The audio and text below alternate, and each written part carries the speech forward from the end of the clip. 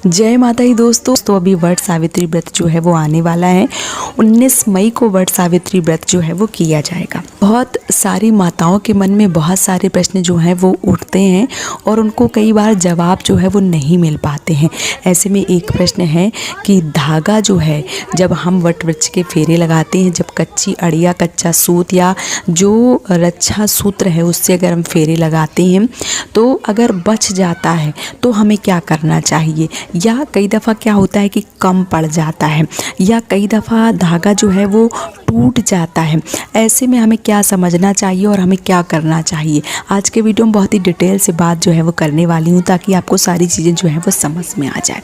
देखिए, अभी वट वृक्ष की पूजा हम करेंगे, पहले से ही मैं ये वीडियो दे रही हूँ ताकि आप सारी बहनों को इस वीडियो से काफ़ी सारी जानकारी जो है वो मिल जाए और आप जो गलती है वो ना करें।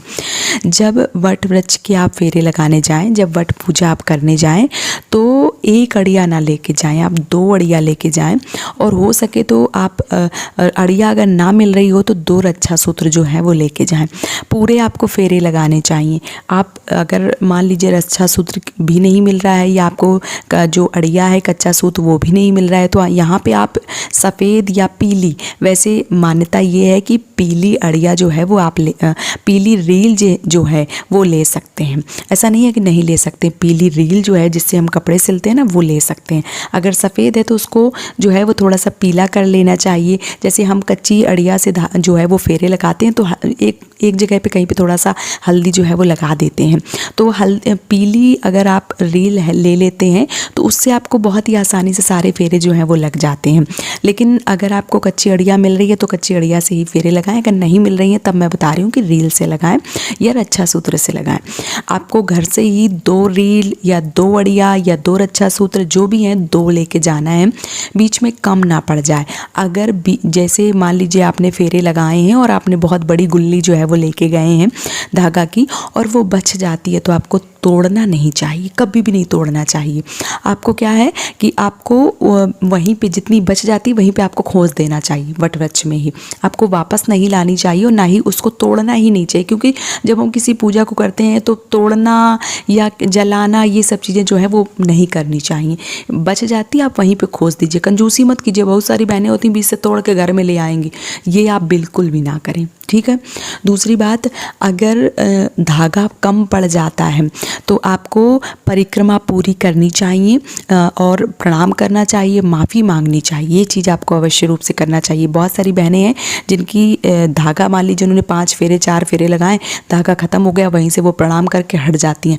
भूल कर भी आप ऐसा ना करें, आपको पूरे फेरे जो है वो लगाने चाहिए, परिक्रमा पूरी लगानी चाहिए।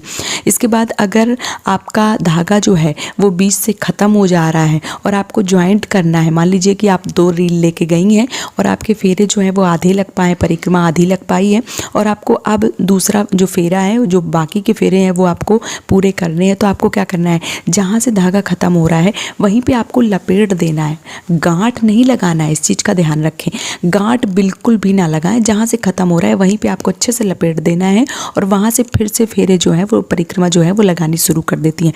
गांठ नहीं बांधना है, ना ही धागा तोड़ना है और ना ही गांठ बांधना है। इस चीज़ का आपको हमेशा याद रखना है। कई बार क्या होता है, धागा टूट जाता है या कई बार बहुत सारी बहनें पूजा करती हैं तो धागा जो है वो जल जाता है। ऐसे में आपको अपनी गलती की क्षमा जो है वो ज़रूर मांगनी चाहिए और ध्यान से पूजा करनी चाहिए। ऐसा नहीं कि जल्दबाजी में सारा काम जो है वो कर ले। मैं तो यही कहती हूँ, पूजा के लिए अगर देरी हो रही है तो थोड़ी देर हो जाए, स्वतंत्र रूप से पूजा कीजिए आप। ऐसा नहीं कि आपका दिमाग कहीं और रखा है, मन कहीं और रखा है, पूजा कर रहे हैं, बच्चे क्या कर रहे होंगे, पति कहाँ गए होंगे, क्या हो रहा होगा, वो सारी चीज़ें जो है वो एक साइड में रखिए। पूजा पूरी विधिवत कीजिए। पूरे 1 साल में इस व्रत को करना है तो पूजा जो है वो पूरी विधिवत कीजिए और बहुत ही अच्छे से कीजिए। भगवान से किसी भी चीज़ के लिए क्षमा प्रार्थी कीजिए और अपनी पूजा जो है वो कंप्लीट कीजिए। और अगर आप पूजा जो है वो पूरे नियम से करते हैं तो आपका मन जो है वो बहुत ज़्यादा प्रसन्न होता है और आपको लगता है कि नहीं, हमारी पूजा जो है वो संपन्न हुई है। सारी चीज़ों का याद रखें। पूजा अभी वट सावित्री आने वाली है तो आप सभी माताओं बहनों को एक बार फिर से वट सावित्री व्रत की ढेर सारी शुभकामनाएं। पूरे मन से पूजा कीजिए और अपने पति की आयु लंबी कीजिए। आज का वीडियो यहीं पे समाप्त कर रही हूँ दोस्तों। जय माता दी।